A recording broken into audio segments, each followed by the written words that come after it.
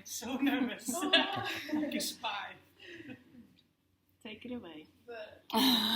Okay. Johnny. Hello, everyone. Hello, everyone. Nice to see you. You too. Thank you. We will present you chapter number 3. Yeah. And Susanna will start. Yeah. And we called it Culture Travels Like People. And we will share it. So I start, and then Charlie will take over. Thank you. And how do I come to picture? I can do it first. Okay, so the writer, the author of the book, she asked, what is difference between craft and art?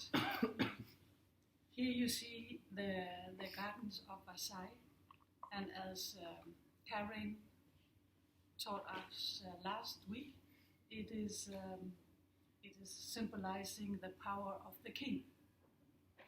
But this garden, is that craft or is it art?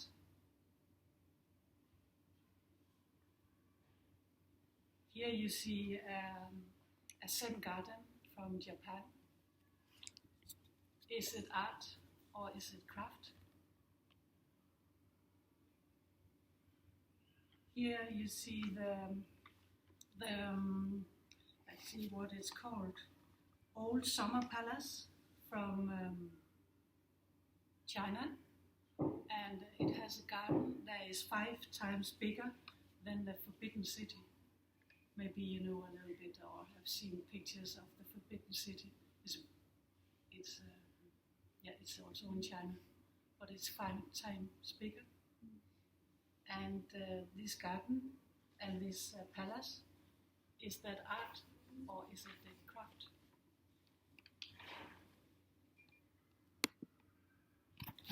Here you see the stained glass of Theatre Cathedral in Paris. Will you consider that as art or craft?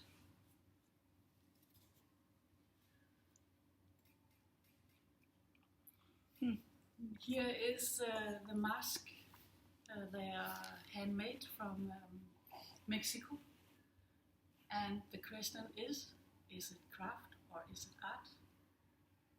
I can say a little bit more of them because the beads, they are imported from Japan and Czechoslovakia. Mm-hmm. Do you know what beads are? Beads, yeah, like With a hole, and then just like you make like necklaces and. Yeah, exactly. No, that is good. But that's crazy. Like the colors are beads, or yeah, It's all little like pearls, but you would not say pearls, but beads. yes. But it's crazy that they come from. And since then, are they doing them with these beads? With imported beads, Yeah. you mean? I'm not Hard sure. to know. I'm not sure. I did not look that up.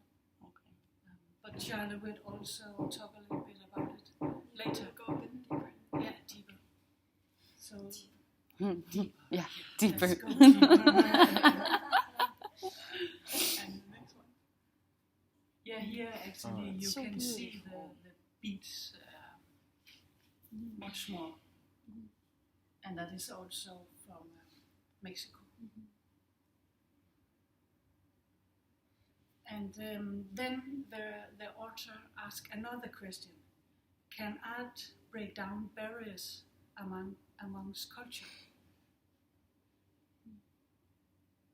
And here she went to Congo, and she saw these fetish statues. Cancun. Congo in Africa. Congo. Okay. And she saw these fetish statues.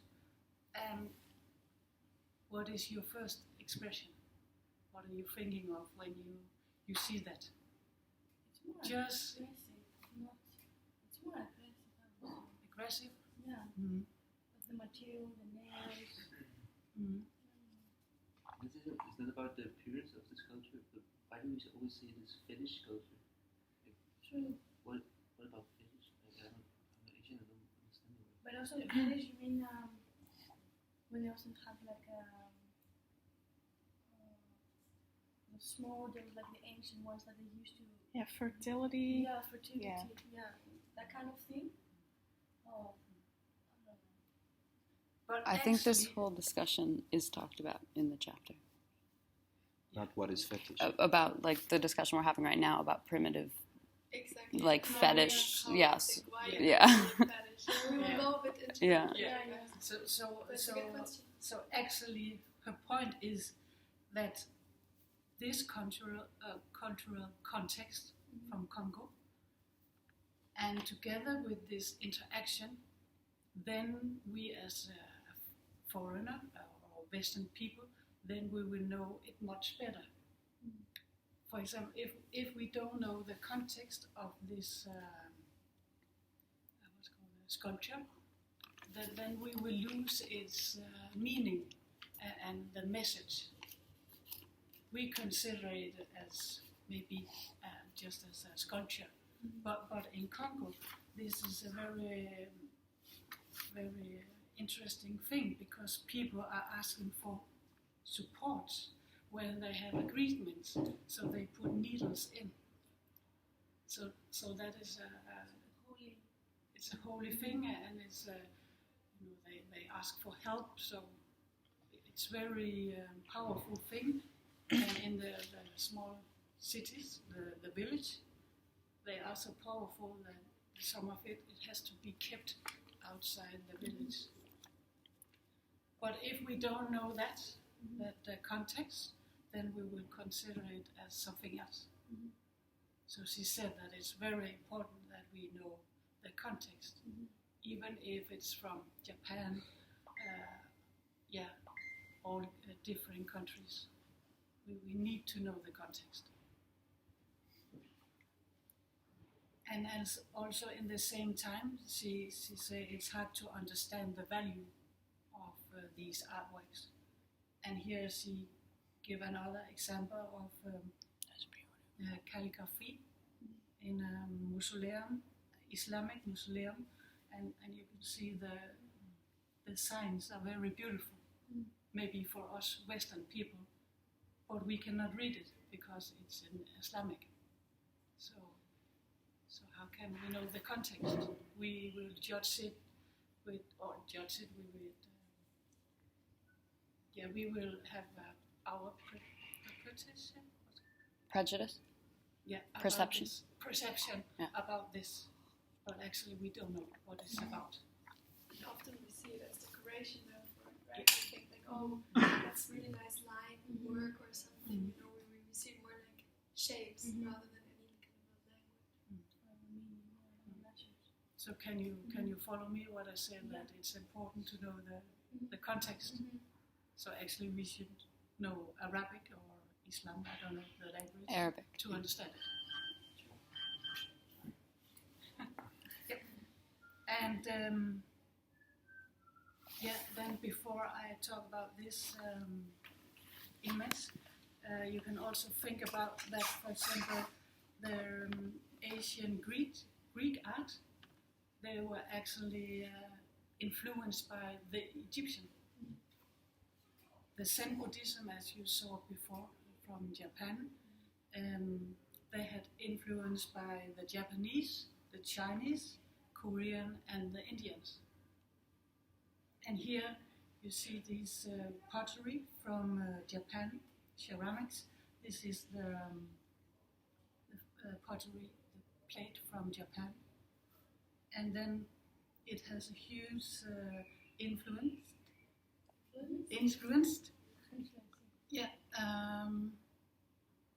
in this plate from Persia, and this plate here is from Italy. So we are, we are taking things from other countries. Zen gardens can also be in Denmark. I don't know if there are Zen gardens here, but we just take a lot. We are copying from other countries and make it to our own. Like Amsterdam's ceramics, they're all blue also. Delftware. Where does it, because once I asked in a ceramic store, but I forgot why blue? Was it one of the first pigments that were working, or Must have been maybe a pigment that was available. yeah? here. But that's no, why- because no? they were copying it from the Chinese. They told me. Oh, okay, yeah, of course. Like the ceramics here, there were copies of the Chinese that at that point were porcelain and they were super like valuable. Yeah. So maybe, but do you know actually about the Delftware and the? No, I only know it's stolen, but I don't know why they use stolen glue. Yeah. Okay. Maybe it was Chinese was only using blue. I don't know. Yeah. What That's is a good the question. I know that this kind of blue is often connected with some sort of a royalty. It's this strong kind of Yeah. blue that works, I think, very well with the white, Yeah. and it shows contrast also well. I don't know if it would be red. Probably you would not really see Or depth black. in the or black Yeah. in the plate. But I think Maybe there that was was. also money reason. Like there's probably a reason why the Italians started to incorporate gold. Or Those Yeah. colors colors are at really the end. beautiful. Sorry, my But that coffee was cup also is right different here. time when it came You're fine. And I think it was also like one of the first pigments that was actually really staying in the ceramic, and the others were fading or something like that. what is the difference? It's something else, but between porcelain and ceramics. Like, It's a different clay. yeah. Yes.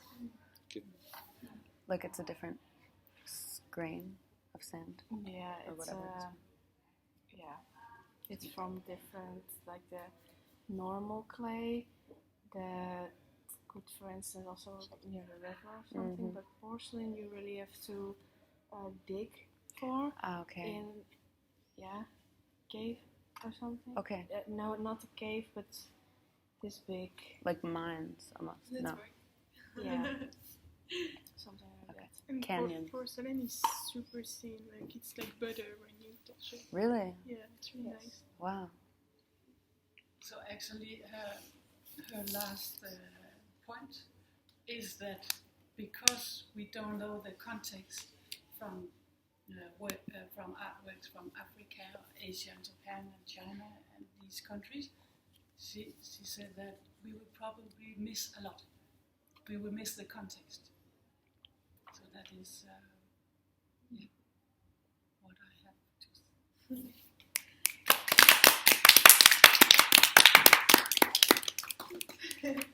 And from this point, from Susanna, I will go on.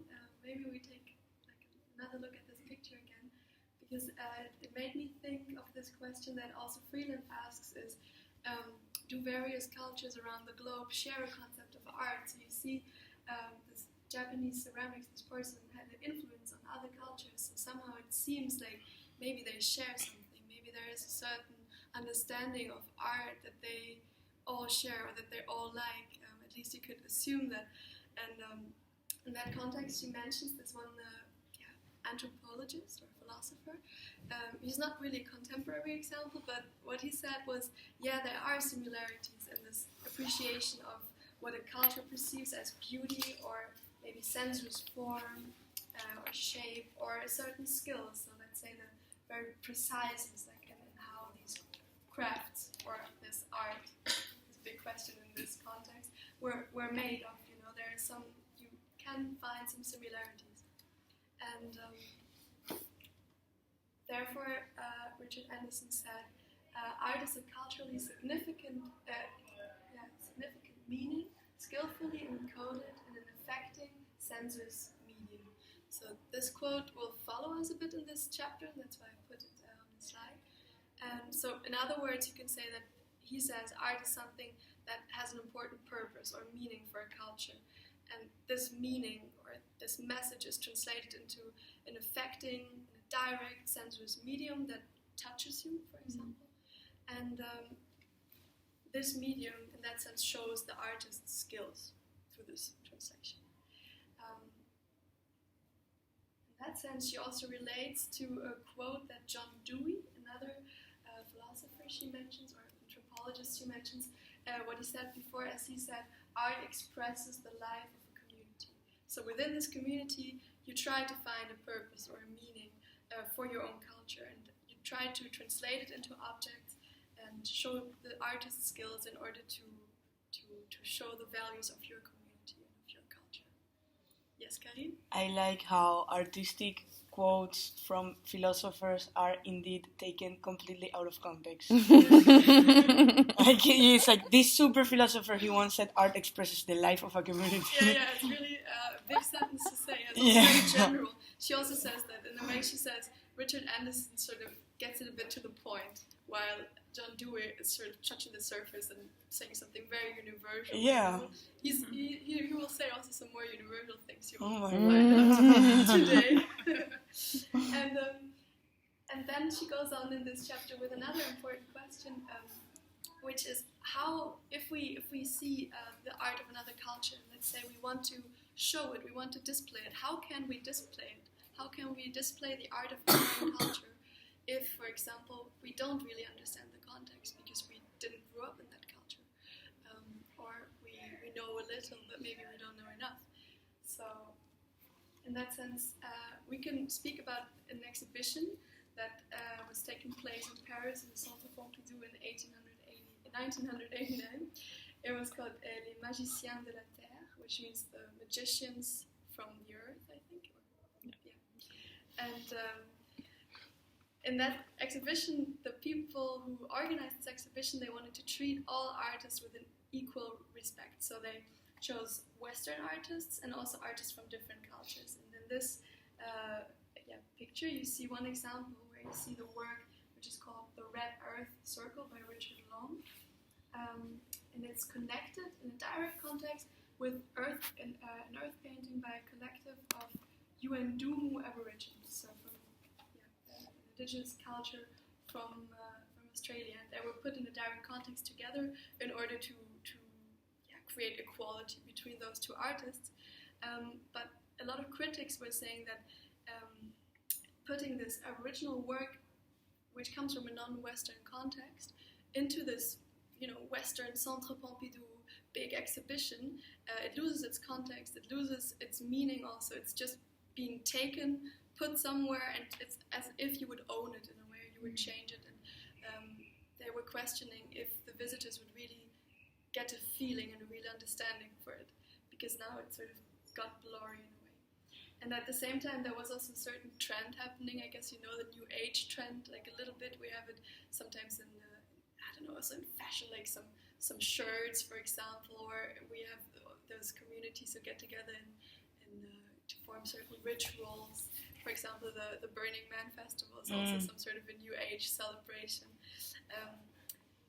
in order to get into contact with your indigenous side again. There's a lot of trend happening, and that was also something that was criticized at that moment. So in that sense, you can ask yourself, how can we display the art of foreign cultures maybe only in the traditional context? We try to show it just as they would show it, or we make a reinterpretation, maybe something else happens then? Is it sort of hurting the art, or is it maybe it's going to benefit from new context, or maybe we will just leave it off, like completely, we will not do it at all, because it's too dangerous as we don't really understand it. So, and in that sense, when you think about this exhibition, you could also think of that the Western culture was interested in showing this Aboriginal work. So why were they interested? Because they thought, maybe we can also draw attention to it. And in that sense, it's often connected also to the market. How can we make money with these things? So from the museum to the market, you can go on with another example, which was when the international market found Aboriginal art. You can say they discovered it for themselves, and they thought, let's use it for our own purpose. And so it had a big influence on Western op art or abstract expressionism, and especially in the 60s and 70s in New York minimalism. One good example is Keith Haring, who you see up there.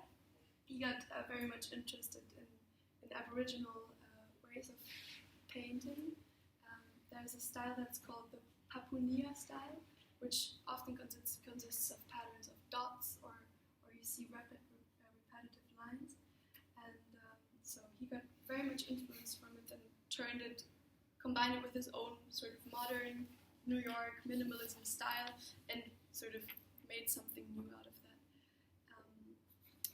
What was funny about that was that at that time, when people started using these styles, a lot of critics were often saying, yeah, but that can get very difficult because one might get confused by looking at this picture. It's too complex, and they were sort of devaluating the whole Aboriginal context. They were not thinking about that at all. They were just taking it in their own perception, saying that it's too busy, so maybe we should not use it at all. So that was really something where you could find that there was no understanding for where it came from. It was really just touching the surface and judging it from that perspective. But on the other hand, the Aborigines who developed this Papunya style, they also benefited from this attention. So where it came from, people also started getting interested. Oh, where does it come from? Maybe I want to, not buy works by Keith Haring, but I want to see where it comes from. So they got a lot of attention also. And in that sense,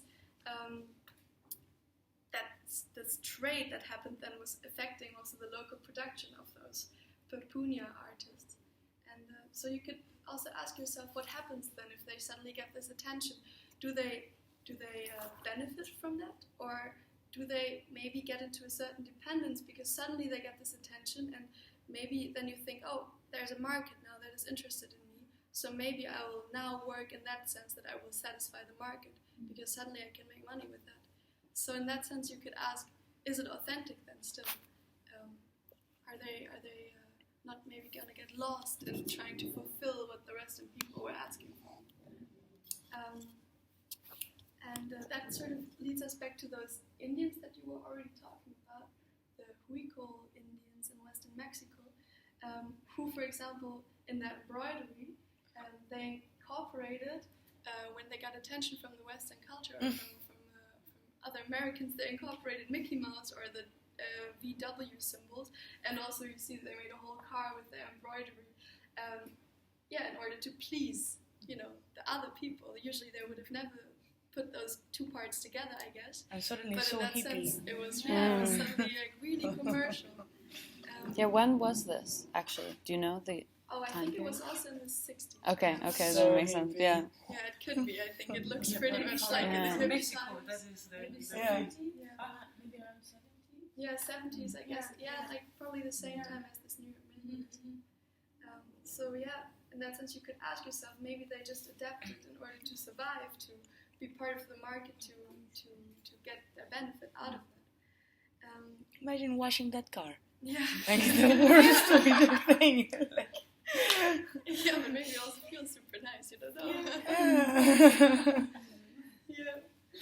But then there's also another example concerning this group of Huicol Indians, because now we talked a bit about how they can get dependent on the market, but or some sort of an adaptation of something. But on the other hand, there's also a case where they benefited, or where two groups benefited from each other, you could say. And that was when they got inspired, for example, in woodworks. They got inspired by Oxaven wood carving. So that was some sort of another culture that did a certain way of wood carving, or the beads from Japan that we already talked about. And because they got influenced by that, it was brought to them, some beads from Japan were brought to them, and they got really thrilled about it, and they were really happy that they found that, and that led them to adapt some style of the Japanese, and it led to innovation also. So in that sense, they got influenced by something, but they turned it into their own medium in a way. So they changed a little bit the way how they were working with the beads, for example, and they could develop further. But then you could ask yourself, is it leading them maybe away from authenticity or not? Should things be influenced with each other or not? That's really kind of a bigger question that she asks as well. And then maybe we can go on, I think, with one last question, which she also asks, and that is the question of what holds a community together when they lose their homeland. So now we talked about all these countries and cultures, and we know that they all live from being some sort of family together. They have certain rules, they have certain traditions, which they share, and that makes them hold together. But what happens if you lose the basis from where you come from? And so I was... Oh, I can come in. Do you want to join? We're Come recording in, the Rosa. presentation. Just start. Come sit. Okay, first you have to know there's no diva, kid. That's maybe your face. Digitally, like she's got 4 eyes. You just see like 2 Here perspectives. and there. We're Skyping with her now. With her? That would be nice. No, No. we're just recording Recording what? the The presentation. presentation. Which presentation? Charlie's. And Susanna. Ah, because she's not here and she wants Yeah. to... But do you want to listen? Yeah, of course. Welcome, Rosa. Welcome, yeah. Yeah, thank you. Suzanne and Charlie. Where was I? Oh yeah, the last question that she asked in that chapter was, what holds a community together when they lose their homeland? So immediately I was thinking of the refugee issue, of course, the refugee situation that we are part of at the moment. Maybe not really part of, but it's happening right next to us. And in that sense, you can ask yourself, what kind of a role does art play in that context? And she says art plays a key role, because when it comes to when you have to escape or when you have to leave your homeland and you have to adapt to another culture, like all these refugees have to adapt to the German culture, for example, now, or Dutch culture, wherever they find a new home now, they try to keep their traditions alive and the rules and the habits to feel still connected to their own culture. Of course, you would not want to throw your history and your background away. And art plays a big role in that, because, for example, in storytelling, drawing, painting, certain rituals, singing, and all these kind of things, art can keep them together and can connect them. And yeah, so in that sense, you can relate to Dewey again, who was saying,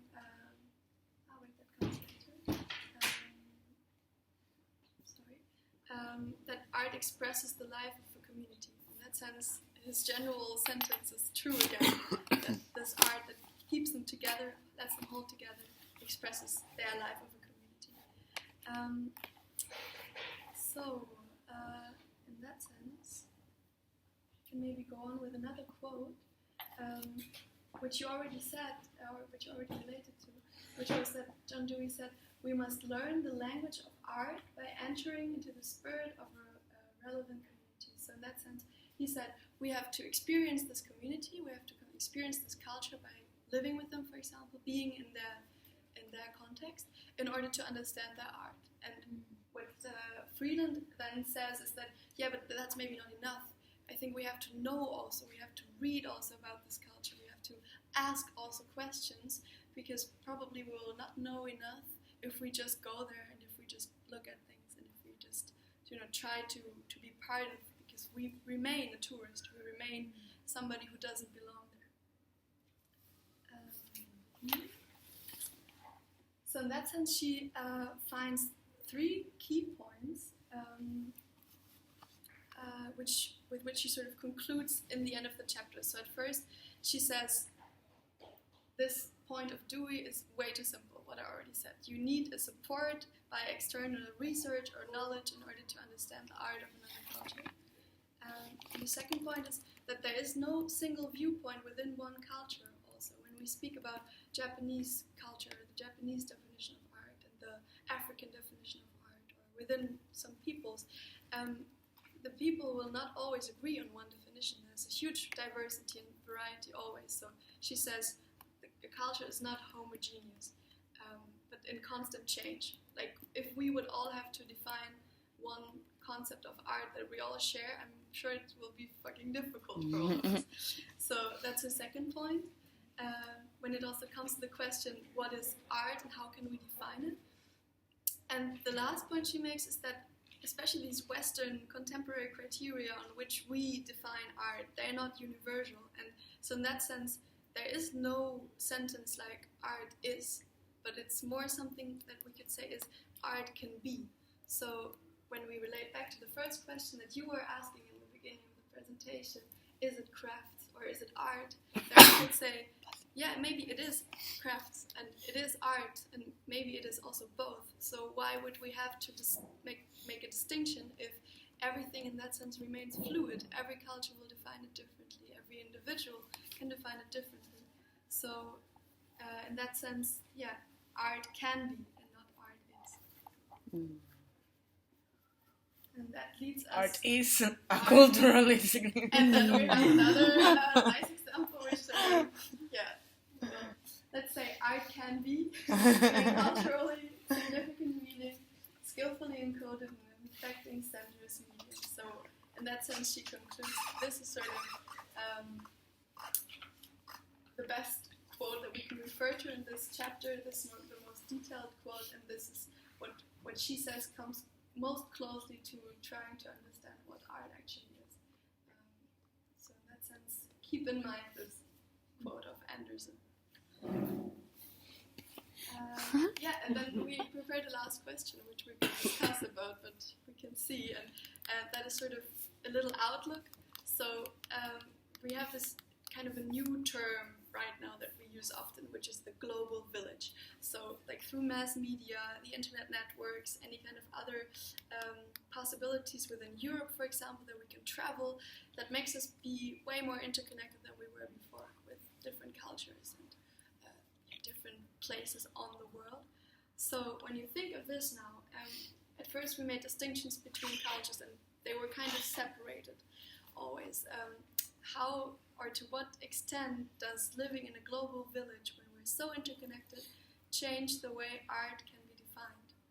So does this feeling of that we can share so much and there's a lot of possibilities of being in contact and learning from each other, does that maybe change something about how we can define art? Because maybe that makes it easier to understand the context of another culture. Would you agree? Would you disagree? So that was sort of our presentation.